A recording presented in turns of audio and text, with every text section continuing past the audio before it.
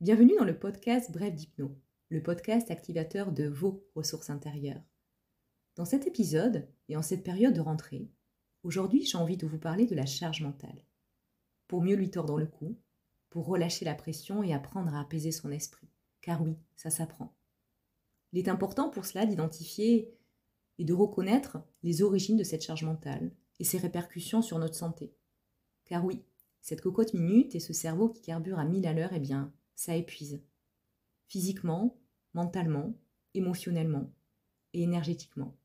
La bonne nouvelle, c'est que nous allons pouvoir nous en libérer et décider de ne pas alimenter ce flot de pensée incessant. Et ce, pas qu'à l'approche de la rentrée, mais toute l'année.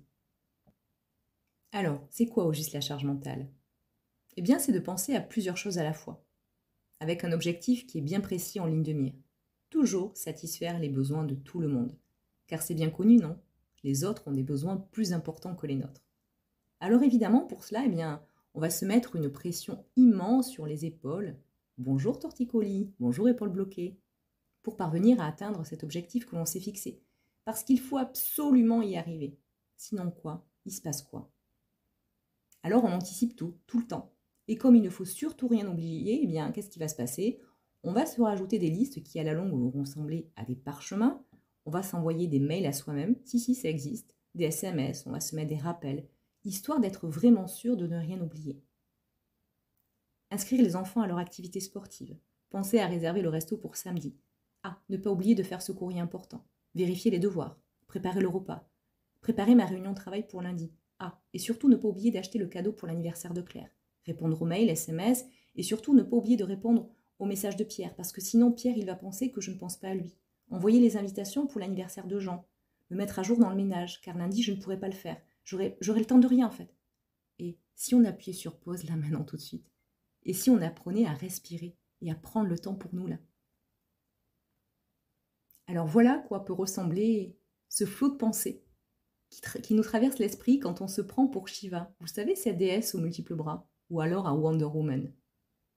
Alors, l'idée n'étant pas de vous faire culpabiliser. Non. On a tous été un peu dans ce cas-là, un moment ou un autre, certains plus ou moins. Mais l'idée va être de partir d'un constat, que là maintenant en fait ça suffit, qu'il est temps de dire stop à cette pression permanente qui pèse sur vos épaules et d'envisager des solutions. Car oui, il existe des solutions pour vous permettre de ne pas finir comme une cocotte minute qui risque d'exploser en plein vol. Et vous allez voir en fait que ça va changer la vie, ça va vous changer la vie et surtout ça va apaiser votre esprit. Alors déjà, une astuce pour apaiser son esprit, c'est oublier la règle du VBB. Vous l'avez forcément appliquée à un moment ou à un autre. C'est la règle du faire vite, faire bien et faire beaucoup. Alors vous allez me dire, mais cette charge mentale, si elle est là depuis longtemps, comment on fait ? On va y revenir. Mais déjà, si on revient et qu'on remonte à l'origine de la charge mentale, eh bien, il faut savoir qu'elle a été nommée et définie dans les années 80 par une femme. Tiens donc. Et selon elle, en fait, c'est le fait de devoir penser simultanément à deux choses appartenant à deux mondes séparés physiquement. Alors, je vous explique, parce que peut-être que je vous ai perdu. Prenons un exemple. Vous êtes au travail, vous êtes physiquement au travail, et vous pensez au rendez-vous que vous allez devoir prendre ce soir, ou à ce que vous allez faire à manger ce soir. Et là, en fait, vous vous trouvez envahi par vos pensées dans un autre lieu. Mais en fait, c'est ça la charge mentale. Alors, est-ce qu'on est tous égaux face à la charge mentale ? Eh bien non. La palme d'or revient aux femmes. Tiens donc. Mais oui, parce que même si les mentalités, elles ont évolué, les femmes, elles sont toujours majoritairement en charge du bon fonctionnement du foyer et de l'éducation. Alors non, messieurs, on ne dit pas que vous ne faites rien. On dit juste que les femmes, elles sont plus sujettes à la charge mentale. Alors ça s'explique du fait que l'héritage culturel, en fait, il peut faire partie de l'équation. Que ce soit consciemment ou inconsciemment, eh bien, certaines femmes, elles ont pu voir leur mère ou leur grand-mère s'occuper de la maison, des enfants. Et elles vont reproduire ce schéma, car on fait comme ça. Vous savez, ces petits trucs qui sont venus s'engrammer, ces patterns, ces habitudes, ces schémas de pensée. Elles n'ont connu que ce mode de fonctionnement. Au passage, ça ne va pas les empêcher de mener de front leur carrière et le foyer, en fait. Elles vont apprendre à jongler avec les deux et parfois, c'est là que la charge mentale va vraiment prendre le pas. Les hommes, de manière générale, on estime qu'ils sont moins sensibles à la charge mentale parce qu'ils arriveraient plus facilement à prendre du recul vis-à-vis de leurs pensées et à lâcher prise plus facilement. Ensuite, en fait, il y a d'autres profils qui vont être plus enclins, notamment les anxieux, les perfectionnistes et les contrôlants. hommes ou femmes confondus. On estime que c'est des profils aussi qui sont beaucoup plus susceptibles de souffrir de charge mentale. Je parle de souffrance parce que la charge mentale, c'est vraiment et réellement une souffrance. Alors scientifiquement, ça se passe comment dans notre tête? Eh bien, selon Jean-Philippe Lachaud, qui est directeur de recherche à l'INSERM, au Centre de recherche en neurosciences à Lyon, c'est un petit cadeau qui vient en bonus avec le fait d'être humain. C'est d'avoir cette capacité de pouvoir s'envisager dans le contexte présent, mais aussi dans le futur. C'est-à-dire qu'on va anticiper les conséquences de nos actions sur le long terme. C'est quelque chose qui vient avec le développement du cortex préfrontal, qui nous a été bien utile à un moment donné, donc on ne va pas le nier, mais qui petit à petit, en fait, s'est révélé être un petit poison, car en fait, c'est le fait de devoir penser aussi à tout ce qu'on va oublier de faire. Alors, la charge mentale, on la retrouve dans plusieurs domaines de notre vie, en fait. Dans la sphère pro, et on va avoir des personnes qui vont souffrir de charge mentale. Elles vont avoir ce besoin de contrôler les choses. Ça peut se traduire par des journées à rallonge où les personnes vont crouler sous les dossiers parce qu'il faut bien aider la collègue qui va nous demander un coup de main, ou pas d'ailleurs. Ça peut être aussi des personnes qui, en fait, vont vraiment, comment dirais-je, voir le travail comme quelque chose qui se doit être irréprochable, en fait. Donc, c'est des gens qui vont vraiment vouloir que tout soit parfait. Elles vont faire des heures supplémentaires au travail. Elles vont en faire un peu, beaucoup plus. Ce sont des personnes qui vont rapporter du travail à la maison, qui vont répondre aux mails sur leur temps libre. Et petit à petit, qu'est-ce qui va se passer? Eh bien, elles vont se trouver prises dans un engrenage qui va être vraiment infernal, un peu et incontrôlable. Entre l'incapacité de dire non, de poser ses propres limites. En fait, ce travail invisible, parce qu'en fait, personne ne le voit réellement, dans lequel la personne va vraiment souffrir de reconnaissance. Parce qu'en fait, comme personne ne voit leur travail et qu'elles pensent que ce qu'elles font, en fait, devrait être vu, elles vont du coup souffrir du manque de reconnaissance. Et qu'est-ce qui va se passer? Elles vont petit à petit glisser vers l'épuisement psychologique et physique. Après, il y a le domaine du couple, en fait, qui peut être concerné par la charge mentale, où tout va s'entremêler. Il faut savoir que le foyer, à la base, c'est le lieu où on est censé se sentir bien et en dehors de toutes les contraintes extérieures. Alors déjà, si la sphère pro, elle empiète sur la sphère privée, on estime qu'il y a quand même une limite qui est franchie, que c'est pas forcément cloisonné. Entre le fait d'être mère parfaite, d'être un mari parfait, d'être un parent parfait, où on veut que tout soit bien comme il faut, mais là aussi, on va se rajouter une couche supplémentaire. Après, il va y avoir la vie en société, qui peut aussi venir rajouter là aussi sa petite touche en fait, qui peut vraiment être source de stress et vraiment rajouter de la charge mentale. Entre le fait de ne pas se sentir dans les cases, dans les normes, dans les conventions, entre le fait de se dire qu'on accepte des situations, des sollicitations qui ne nous conviennent pas. Certaines personnes vont aussi porter un masque, le masque de celui ou de celle qui va tout accepter, qui ne va pas faire de vagues et qui va toujours dire oui pour toujours être accepté, vu, validé, reconnu par tout le monde. Ça aussi, ça va rajouter une couche. Et puis depuis quelques années, on a la sphère digitale qui vraiment est devenue assez envahissante. Avec le boom des réseaux sociaux, la vie de rêve vendue par écran interposé, là aussi, ça peut engendrer une charge supplémentaire.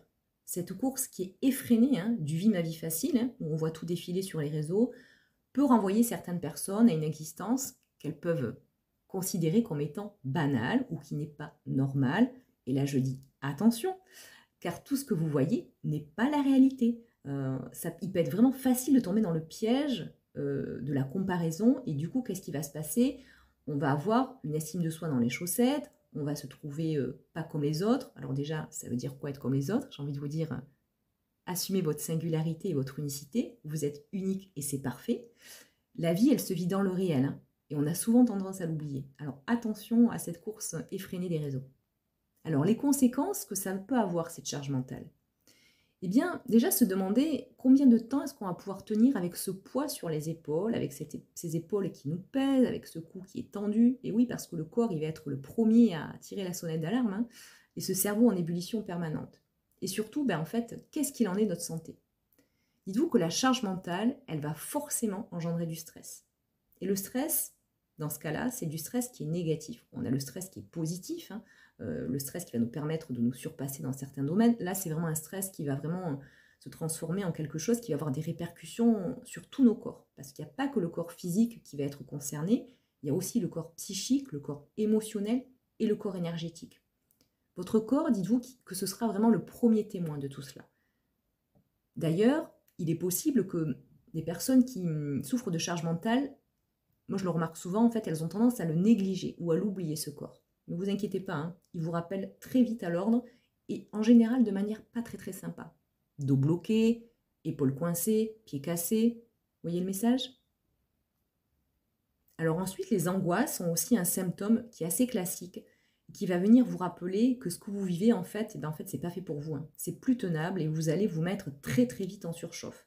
Alors là, c'est panique à bord.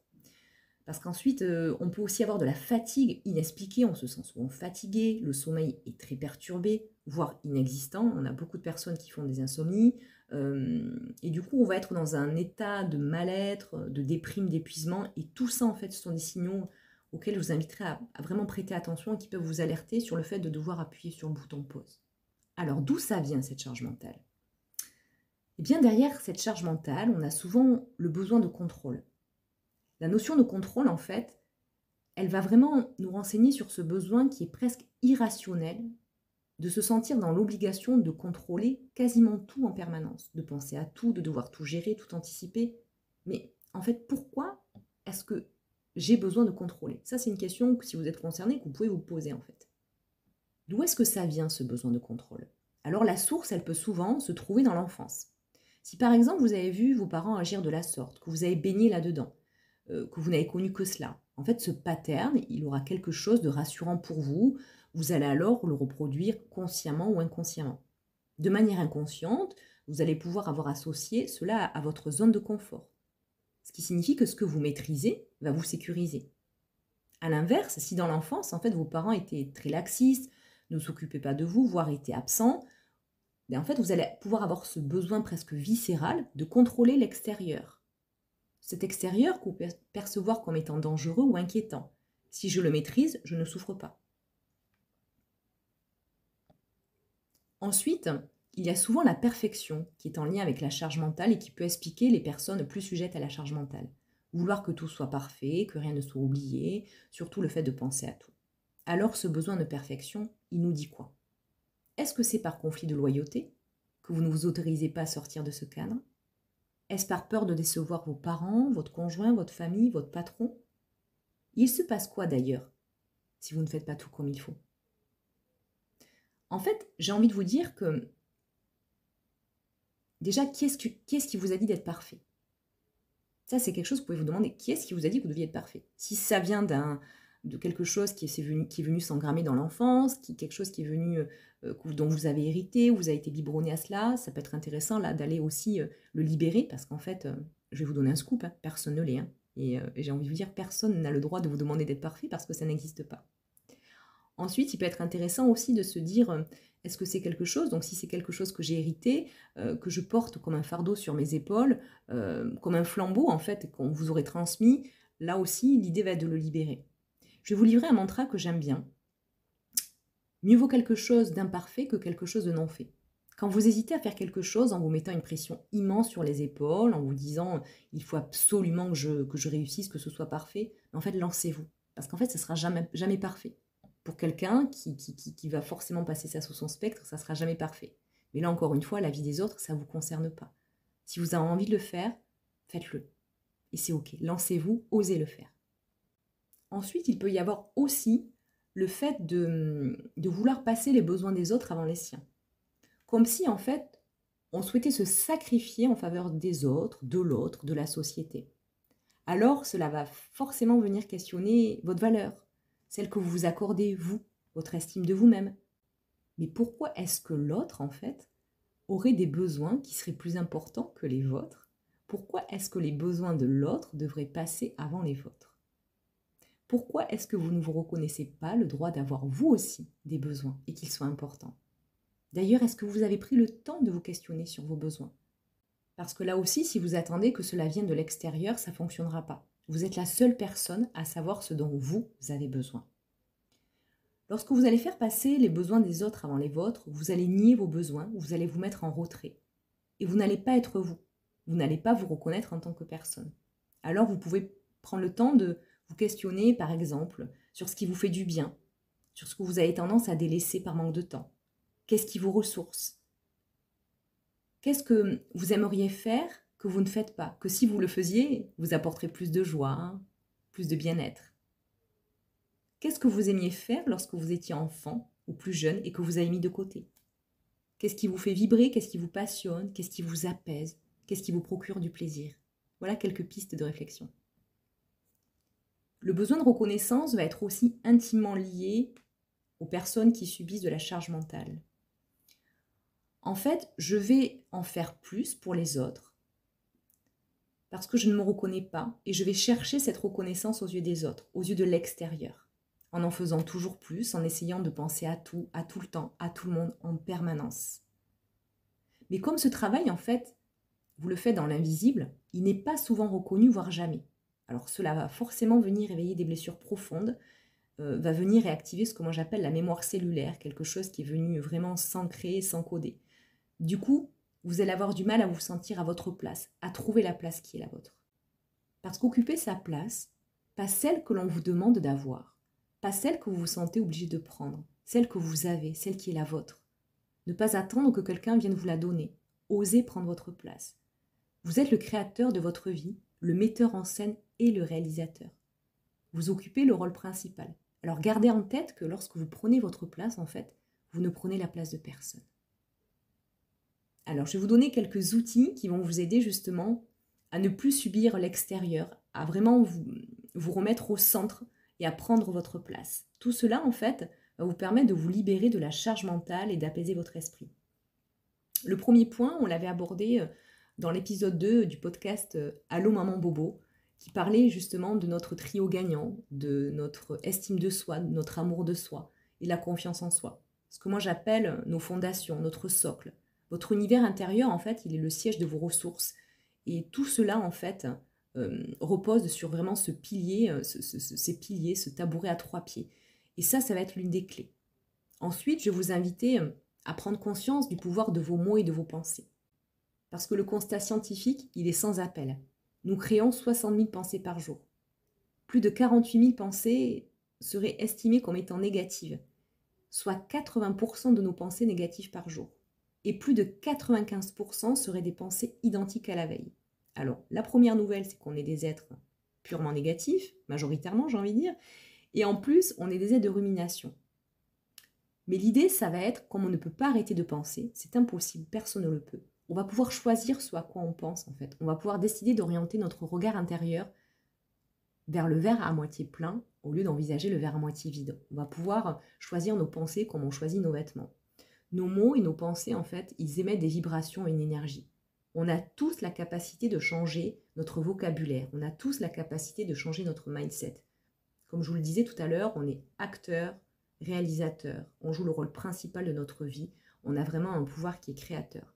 Alors si je décide d'adopter un état d'esprit différent, de prêter vraiment attention à la manière dont je me considère, aux mots que j'emploie à mon égard, je vais déjà forcément m'enlever une sacrée charge mentale et surtout alléger mon esprit. Ensuite, un autre outil, ça va être l'acceptation. Accepter de ne pas pouvoir être sur tous les fronts. Accepter de ne pas être parfait. Personne ne l'est. Accepter de ne pas être au top tout le temps. C'est ok, personne ne l'est.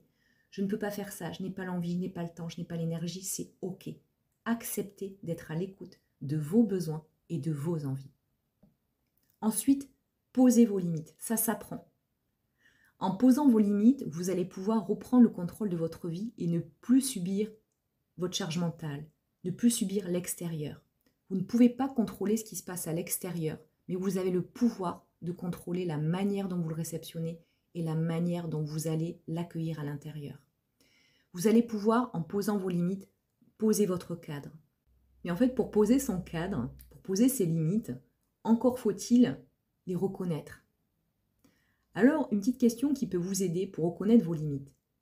Qu'est-ce que vous n'êtes pas en mesure d'accepter que si vous le faites, vous rend malade, vous génère du stress et n'est pas écologique pour vous? En répondant à cette question, en fait, vous allez vraiment être en accord avec vous-même, ne pas vous définir en fonction de ce que l'autre pense. Vous ne basez pas votre valeur sur les sentiments des autres. Et ça, c'est très très important. Donc je répète cette question. Qu'est-ce que je ne suis pas en mesure d'accepter que si je le fais, me rend malade, génère du stress et n'est pas écologique pour moi? Ça, c'est vraiment une question qui va pouvoir vous aider en fait à prendre conscience des fois de l'espace en fait que vous laissez à l'autre. Vous avez la responsabilité de laisser rentrer en fait qui vous le souhaitez dans votre espace, hein. Donc si vous laissez rentrer l'autre dans votre espace au détriment de ce qui est bon pour vous, eh bien, vous savez déjà que dans ce cas-là, vos limites en fait, elles n'ont pas été respectées. Et en fait, en posant vos limites, vous allez apprendre à vous respecter. Vous allez apprendre à vous dire de vrais oui à vous-même et à dire non aux autres. Et c'est pas parce que vous dites non aux autres, déjà il y a plein de manières de dire non aux autres. Vous pouvez dire que vous n'êtes pas obligé de dire non quand on vous invite quelque part. Vous pouvez dire en fait là aujourd'hui je peux pas, on peut le faire plus tard. Si vraiment la personne est quelqu'un, j'ai envie de dire entre guillemets d'intelligent et qui vraiment est important pour vous, cette personne elle va comprendre en fait. Donc l'important c'est vraiment de se positionner. Le positionnement c'est la clé. Plus vous allez vous positionner par rapport à ce qui est bon pour vous, plus vous allez pouvoir vraiment prendre du temps pour vous, vous ressourcer, vous remettre au centre et surtout ne pas vous rajouter une charge mentale inutile. Ensuite, l'idée, ça va être aussi de se détacher de la comparaison. La comparaison, moi je la compare à un poison, hein. C'est quelque chose, c'est un peu un jeu auquel tout le monde perd toujours. C'est quelque chose qui est inutile, qui va vraiment vous faire perdre votre temps, votre énergie. Restez vraiment focus sur vous, sur votre bien-être et détachez-vous de tout ce qui est tout ce qui va venir vraiment inutilement vous vider en fait votre réservoir énergétique. Ensuite, détachez-vous des jugements des autres. Dites-vous que vous ne pourrez jamais plaire à tout le monde et c'est ok. Renforcez vos fondations, estime de soi, confiance en soi, amour de soi. Les jugements des autres, ils vont glisser. Votre vie, vous la faites pour vous, vous la faites pas pour les autres. Je dis toujours qu'on est arrivé seul et on repartira seul et l'idée, c'est vraiment de profiter du voyage. Alors, de ce que pensent les autres, j'ai envie de vous dire, à un moment donné où l'idée, c'est que ça vous passe au-dessus. Si par contre, ça vient éveiller quelque chose chez vous, ça vient vous titiller, là, demandez-vous en effet qu'est-ce que ça vient vous révéler. Un autre outil qui est très important, c'est apprendre à demander de l'aide en fait. Ça peut être compliqué pour certaines personnes, de par leur éducation, le fait qu'elles ne soient pas forcément à l'aise avec ça, qu'elles pensent que c'est un acte de faiblesse, de vulnérabilité, c'est quelque chose pour lesquelles elles ne sont pas habituées à faire. Parfois, il y aura un réel blocage et l'idée de libérer ce poids vraiment peut être une piste, parce qu'en fait, demander de l'aide peut être associé à une source de conflit. Si parfois j'ai demandé quelque chose et que ça s'est mal passé, peut-être que du coup je l'aurais associé à quelque chose qui du coup n'est pas bon et qui du coup n'est pas écologique pour moi. Mais demander de l'aide, c'est vraiment quelque chose qui est loin de là. C'est vraiment pas un acte de faiblesse, loin de là. Ce n'est pas un acte de vulnérabilité. C'est vraiment, dites-vous qu'encore une fois, on a deux mains, une pour donner, une pour recevoir. Donc l'idée, c'est vraiment là aussi de vous rapprocher d'un ami, d'un conjoint, d'un thérapeute, peu importe. Si vous avez besoin d'aide, ne restez pas seul et vraiment utilisez vraiment le soutien de l'autre et accueillez-le vraiment comme quelque chose d'étant super chouette. Alors, je vais vous proposer quelques petits trucs et astuces pour pouvoir apaiser votre esprit et l'inclure dans votre quotidien. La première chose, ça va être le pouvoir de votre souffle. Prendre conscience que votre respiration, c'est quelque chose qui est extrêmement puissant. C'est ce fil invisible que chacun d'entre nous a à l'intérieur, qui n'est visible que par vous. C'est quelque chose qui vous relie à la vie en permanence. Et qui vous relie à la vie, mais qui vous relie à l'instant présent. Quand on est dans son souffle, quand on est dans son centre, quand on est dans son ventre, en fait, on est là, ici et maintenant. Prenez le temps de respirer en conscience, de ramener justement cette conscience le plus souvent possible dans votre respiration pour évacuer les tensions, pour court-circuiter le mental, pour vraiment alléger l'esprit, pour pouvoir ramener de l'énergie. Et vous allez voir que plus vous allez prendre le temps dans votre journée de revenir à votre souffle, prendre le temps de respirer, vous allez voir que vous allez vraiment alléger votre esprit. Idéalement, faites-le le plus souvent possible. C'est vous qui allez savoir ce qui est le plus juste et le plus écologique pour vous, mais prenez le temps de respirer en conscience. On est souvent happé, on est souvent en apnée dans nos journées. Alors remettre de la conscience sur son souffle, c'est vraiment quelque chose qui peut vraiment être très bénéfique. Ensuite, je vous inviterai vraiment à être à l'écoute de votre corps. Votre corps, c'est votre réceptacle. C'est vraiment... On le mobilise toute la journée, notre corps, hein. Il traduit nos mots, MAUX, il retranscrit nos émotions, il véhicule notre énergie, il stocke nos mémoires. L'habiter, c'est l'écouter, c'est l'honorer, c'est le célébrer, c'est le remercier, c'est renouer avec chacune des parts de vous. Combien de temps prenez-vous au quotidien pour être à l'écoute de votre corps? Est-ce que vous êtes réellement à l'écoute de ses besoins et par effet ricochet des vôtres? Prenez le temps tous les jours, prenez un moment pour voilà, vous reconnecter à votre corps, être à l'écoute, à vous chouchouter. Prenez le temps pour vous relier à votre corps. Ensuite, la méditation peut être vraiment un super outil. Alors moi, la méditation, je la démocratise. Hein. Pas besoin d'être maître yogi, d'être Bouddha, de s'asseoir en tailleur pour méditer. Pas besoin non plus de s'y astreindre 2 heures par jour. Pour moi, méditer, c'est être avec ce qui est. C'est prendre le temps d'être dans un endroit calme, de prendre ce temps pour soi et d'être vraiment avec ce qui vous traverse. Pensées, émotions. Les pensées, vous en aurez toujours. L'idée, ça va être peut-être de les visualiser comme des nuages qui ne feraient que passer dans le ciel. Et ces nuages, en fait, ils sont là, mais ils passent, en fait. Certains auront des tailles, certains auront des formes, peut-être plus ou moins grandes, plus ou moins imposantes. Ils sont là, en fait. Mais, en fait, ils ne font que passer. Donc, en fait, je ne m'y accroche pas. Je prends juste ce temps-là pour être avec ce que je suis. Et vous allez voir que si vous prenez le temps, un peu tous les jours, ça peut être 5 minutes par jour. Vous allez voir que petit à petit, en fait, vous allez rajouter un temps de pause dans votre journée et vous allez voir que les bienfaits, en fait, ils vont se manifester assez rapidement. Vous allez voir que petit à petit, vous allez pouvoir voilà, gagner en calme, en sérénité. C'est vraiment des moments que je vous invite à inclure dans votre quotidien. Et en fait, quand on médite, on privilégie l'être au faire. Et ça, c'est une des clés qui est très puissante aussi pour apaiser son mental. Privilégier l'être au faire. Si vous prêtez attention, vous constaterez que dans nos journées, on utilise beaucoup d'expressions avec le mot faire. Il faut que je fasse ça, je dois faire ça. Toutes ces injonctions, en fait, elles ne vont faire qu'alourdir votre charge mentale. Donc l'idée, ça va être vraiment de remettre l'être au centre, de vous reconnecter vraiment à des parts de vous que peut-être vous ne connaissez pas, puisque quand on est dans le faire, on ne prend pas le temps d'être avec ce que l'on est. Vous allez pouvoir créer une relation privilégiée avec cela, avec votre être, et prendre le temps d'apaiser ce mental, en fait. Le mental, il est sans arrêt dans le faire. Alors on va ramener l'attention, l'énergie dans l'être. Ça peut être chouette. Et vous allez voir qu'en méditant, vous allez aussi peut-être découvrir l'instant présent. Ça, c'est une des clés. Hier n'existe pas, demain, c'est pas encore là demain. En fait, ce qui compte, c'est juste ce qui se passe maintenant, là, à cet instant. Et l'idée, ça va être vraiment de se dire que là, tout va bien, là où rien n'est anticipé, là où rien n'est extrapolé. Cet instant, en fait, il est là, il est éphémère. Alors, petit à petit, ramenez le plus souvent possible votre attention dans la journée à l'instant présent, à ce que vous faites. Ancrez-vous dans ce que vous faites, mettez toute votre énergie dans ce que vous faites. Vous êtes en train de faire votre cuisine, et bien voilà, votre énergie, elle est dédiée à ce que vous faites. Vous êtes en train de créer, vous êtes en train de travailler. Votre énergie, elle est vraiment focalisée sur ce que vous faites. Il n'y a que ça qui compte, en fait. Parce que le temps, au final, ce n'est qu'une illusion, peut-être un concept qui a été inventé pour nous, les humains, incarnés. Le temps, en fait, il varie, on a chacun une perception différente du temps. On a souvent envie d'étirer les moments joyeux, de faire en sorte qu'ils durent, et on a envie justement que des choses qui sont pas très cool, dans ces moments-là, on a envie que le temps s'égrène et que les minutes, elles filent très très vite. Donc la manière dont on va utiliser le temps, elle va être capitale en fait.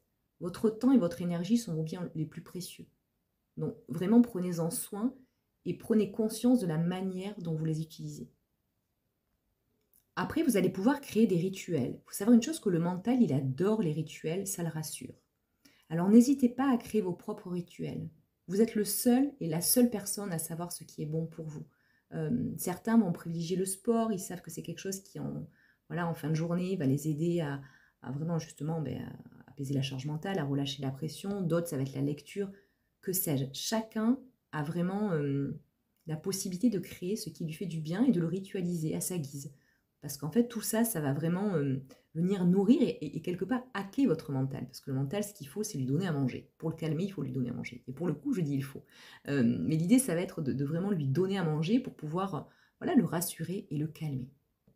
Alors, une idée de rituel sur la table de nuit, parce que le soir, on sait que c'est là où en fait on se refait le film de la journée, que le mental, le soir, il décharge, c'est ce qu'on appelle vraiment une décharge de toutes les stimulations qu'on a accumulées dans la journée. Vous pouvez noter sur un carnet tout ce qui vous encombre l'esprit, un petit carnet poubelle où vous allez lister vraiment tout ce qui vraiment va venir vous polluer l'esprit. Ce qui est dehors n'est plus dedans. Donc n'hésitez pas à noter tout ce qui vraiment vous plombe, vous pollue, tout ce qui vraiment encombre votre esprit à ce moment-là. Et puis vous pouvez avoir aussi un petit carnet à envie, un carnet que vous allez pouvoir utiliser tout au long de la journée et dans lequel vous allez pouvoir noter vraiment vos envies, des choses qui vous animent, vos besoins, des choses qui sont cool et qui vous font du bien. Ça peut être aussi une petite idée. Aussi, vraiment une astuce assez intéressante et quelque chose d'important pour alléger la charge mentale, ça va être une stimulation à la fois. On a tendance à être, vraiment notre cerveau a tendance à être vraiment sursollicité en permanence. Entre toutes les informations qui viennent de droite et de gauche, entre le travail, entre tout ce que vous allez voir sur les réseaux. Si vous êtes à une tâche, si vous êtes par exemple au téléphone avec quelqu'un, dédiez-vous ce temps-là à ne faire que ça. Vous êtes au téléphone avec quelqu'un. Pendant ce temps-là, évitez de faire autre chose à la fois. Une stimulation à la fois, votre cerveau vous remerciera. Et puis prenez le temps de vous remercier. C'est important. Prenez le temps de célébrer vos petites et vos grandes victoires. Même si pour moi, il n'y a pas de petites victoires. Tout ce que vous essayez, tout ce que vous loupez, tout ce que vous recommencez. Soyez doux avec vous-même. Prenez le temps vraiment de vous accorder de la douceur. Vous allez voir qu'en expérimentant toutes ces techniques, en les mettant en votre sauce, vous allez prendre de la hauteur, vous allez faire ce fameux pas de côté en fait, sur la vie, sur les événements. La vie par essence, en fait, c'est pas quelque chose qui est linéaire. Elle est faite d'imprévus, elle est faite d'aléas, elle est faite de hauts, elle est faite de bas. Et personne n'aura jamais la capacité ni la faculté de contrôler tout cela. On ne peut pas anticiper ces journées. On ne peut pas contrôler ce qui se passe à l'extérieur. En revanche, on a un pouvoir qui est énorme. C'est de contrôler la manière dont on le réceptionne et dont on l'accueille et qu'est-ce qu'on en fait. Donc vraiment, prenez le temps de faire ce pas de côté. Prenez le temps de vous remercier. Vous allez voir que petit à petit, en fait, vous allez pouvoir être surpris, en fait, par tout ce que la vie va pouvoir vous offrir quand vous allez vous ouvrir petit à petit à d'autres choses que vous ne maîtrisez pas, à laisser vraiment le flot de la vie vous traverser et accueillir ce qui vient à vous avec sérénité. C'est la manière dont on accueille les choses qui fait la différence. Alors j'espère que ces petits conseils vous auront aidé, vous auront éclairé. L'idée vraiment va être encore une fois de prendre soin de vous. Je le répéterai jamais assez. Votre santé mentale, votre santé émotionnelle et votre santé énergétique est aussi importante que votre santé physique. Vous êtes votre bien le plus précieux. Alors prenez soin de vous, pas uniquement en cette période de rentrée, mais tout au long de l'année.